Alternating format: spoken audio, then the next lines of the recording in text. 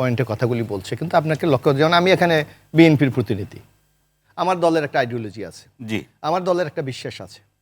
আমি আমার দলের আইডিওলজিকে বেস করেই কিন্তু আমাকে কর্মসূচি বলেন, আগামী দিনের পরিকল্পনা বলেন, সেটা আমাকে বাস্তবায়ন করতে হবে। এখানে সেলিম ভাই আছে, তারও একটি রাজনৈতিক দল আছে, তারও একটি বিশ্বাস আছে।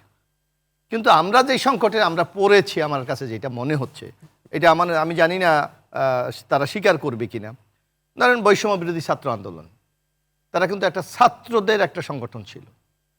আজকে তারা কিন্তু জাতীয় রাজনীতির মধ্যে প্রবেশ করেছে, কারণ তাদের উপদেষ্টা আছে, তারা জাতিকে ডোমিনেট করছে, সরকারকে ডোমিনেট করছে।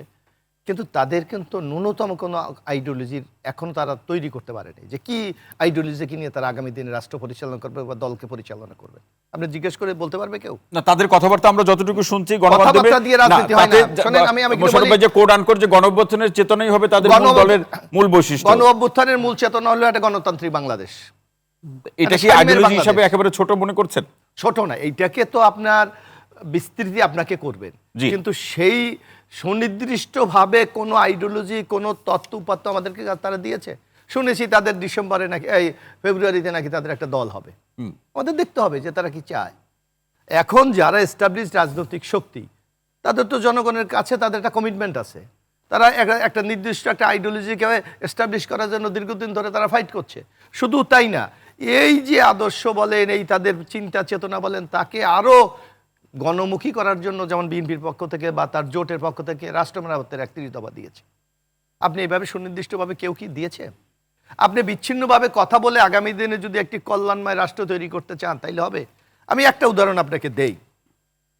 এই যে ২০০০ আমাদের সহযোদ্ধারা শহীদ হয়েছে, ছাত্র জনতা, এই ২০০০ লোকের বিরুদ্ধে সুনির্দিষ্ট মামলা হয়েছে, অথচ দেখেন গ্রেপ্তারের সংখ্যা মাত্র ১৩৬।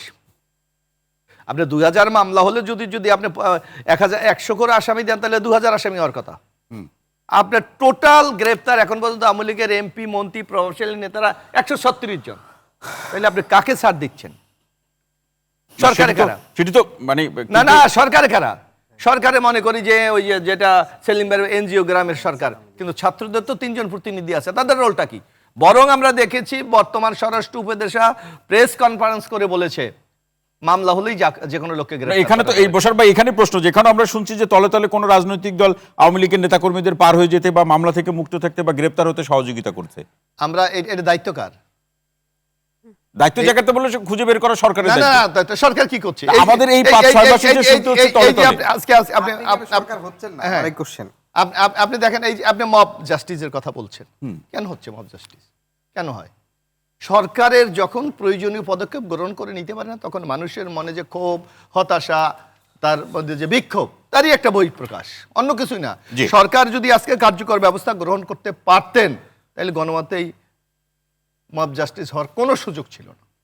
সুতরাং এই জিনিসগুলোতে আপনাকে চিন্তা করতে হবে।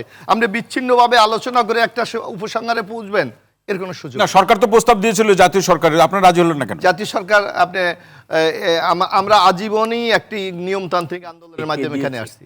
না, আমরা তো জানি যে জাতীয় সরকার হবে, যেই জাতীয় ঐক্যের যে প্রসঙ্গ, এরপরই আমরা গণমাধ্যমে শুনলাম যে একটা জাতীয় সরকার হবে, আপনাদের ডেকেছেন, আলোচনা হবে, এই প্রসঙ্গগুলো তো আছে, এবং সেক্ষেত্রে এই বিরোধিতা সরকারের পক্ষ থেকে, গণমাধ্যমের সরকারের পক্ষ থেকে।